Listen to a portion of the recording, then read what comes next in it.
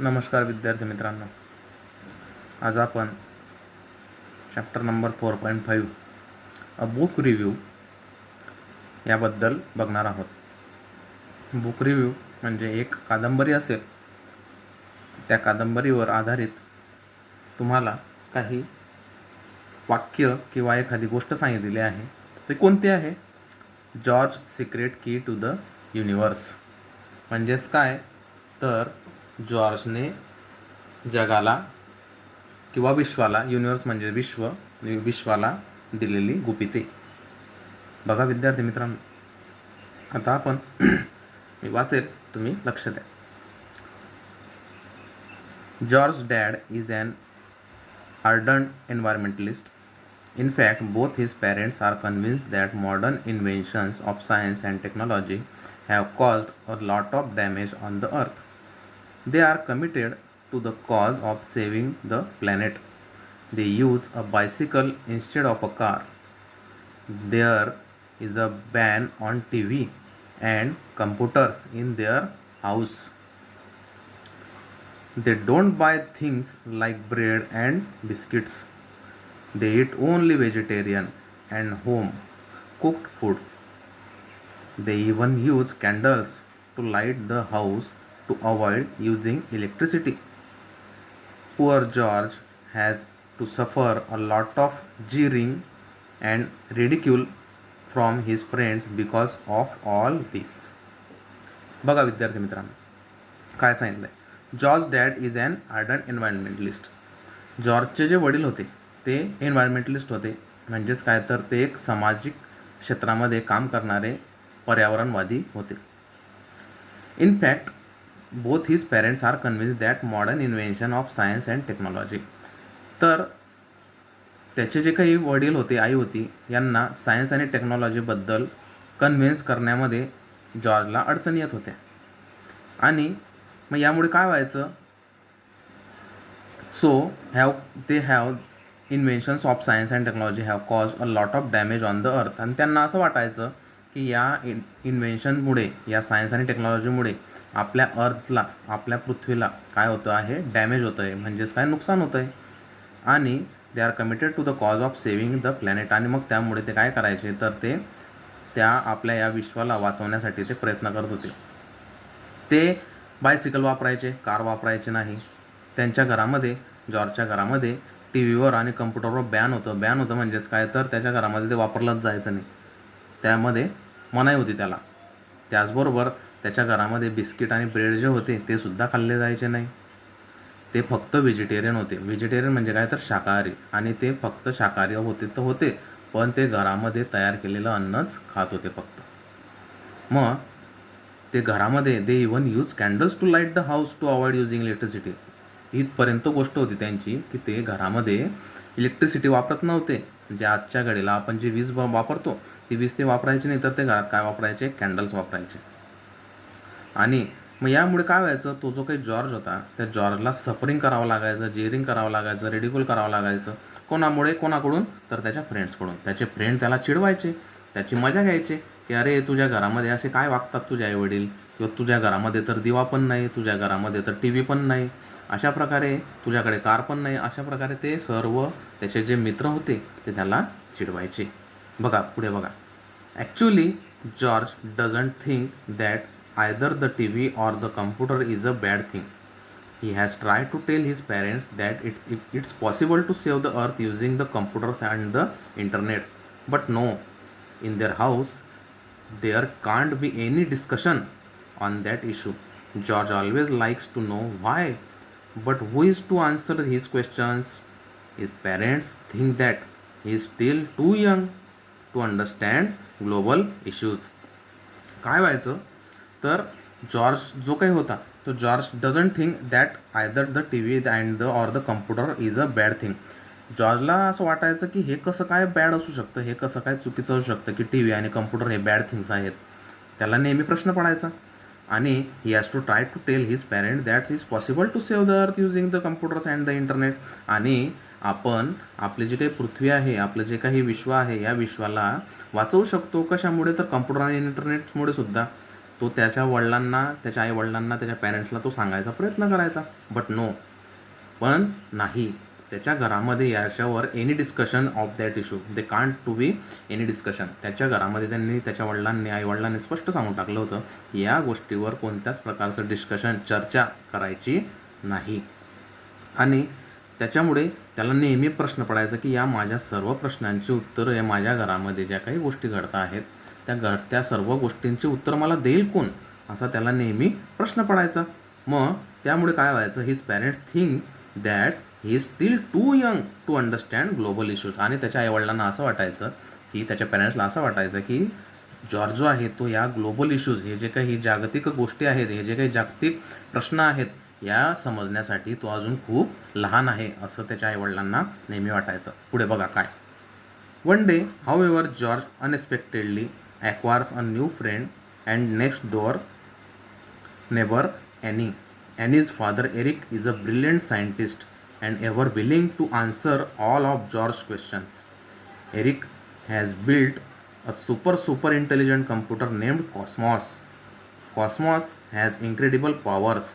It can literally open windows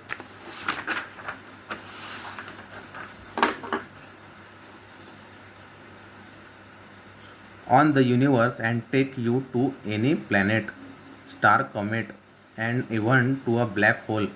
And of course, Cosmos can also bring you back from there. However, Cosmos depends entirely on the information that is fed into it by people like Eric, who do the research and thinking that can make Cosmos work. बघा काय झालं तर त्या ठिकाणी एके दिवशी काय झालं तर जॉर्जला अनएक्सपेक्टेडली, अचानकपणे त्याच्या घराशेजारी ॲनी नावाची जे काही मुलगा होता, ॲनी नावाचा नेबर त्याच्या ठिकाणी शेजारी राहायला आले. आणि ॲनीचे जे काही फादर होते त्यांचं नाव होतं एरिक. हे एक ब्रिलियंट सायंटिस्ट होते, एक खूप हुशार असे शास्त्रज्ञ होते. आणि त्यांनी काय तयार केलेलं होतं तर त्यांनी एक सुपर इंटेलिजंट कम्प्युटर तयार केलेला होता. खूप हुशार असा कम्प्युटर त्यांनी तयार केलेला होता आणि त्याचं नाव ठेवलं होतं त्यांनी कॉस्मॉस. कॉस्मॉस हा जो होता याच्याकडे खूप प्रकारच्या पॉवर होत्या, शक्ती होत्या. आणि त्याच्यामध्ये काय व्हायचं, त्या कॉस्मॉसमध्ये या प्लॅनेटवर, या पृथ्वीवर असणारे स्टार असतील, कॉमेट असतील आणि त्याचबरोबर कृष्णविवर असतील, म्हणजेच काय तर हे सर्व त्या कॉस्मॉसमध्ये त्याला शोधण्यासाठी ते मदत होत होती.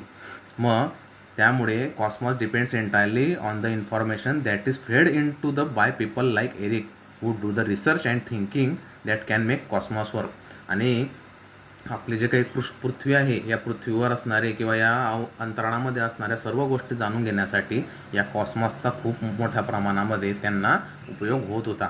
पुढे बघा. Science can be used for a good cause and group of good scientist like Eric have vowed to use it for people's welfare. Unfortunately, there is one odd, angry scientist who wants to use science for his own selfish motives.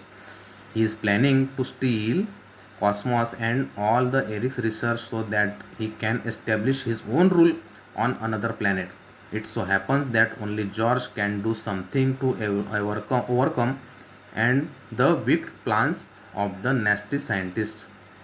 If you want to know what adventures he undertakes and what strategies he has to use to stop the power-hungry scientist, you have to read the novel George's Secret Key to the Universe. बघा, मग हे जे काही Cosmos होतं, हा जो काही Cosmos नावाचा संगणक होता, हा कॉस्मॉस नावाचा संगणक त्या ठिकाणी कोणी तयार केलेला होता तर तो एरिककडे होता. आणि मग या एरिककडून तो हस्तगत करण्यासाठी किंवा त्याच्याकडून तो हाताळून घेण्यासाठी, त्याच्याकडून हिसकावून घेण्यासाठी एक अँग्री सायंटिस्ट, एक त्या ठिकाणी बऱ्याच प्रकारचे जे काही कमकुवत किंवा ज्यांना काही येत नव्हतं, जे काही विचित्र विचारांचे जे काही सायंटिस्ट होते त्यांना तो पाहिजे होता. आणि त्यामुळे ते काय करणार होते तर त्यांचं प्लॅनिंग असं होतं की या कॉस्मॉसमुळे या still Eric research that he has establish his own rule on another planet, त्यांना दुसऱ्या प्लॅनेटवर स्वतःचा रूल स्थापित करायचा होता. आणि मग त्यामुळेच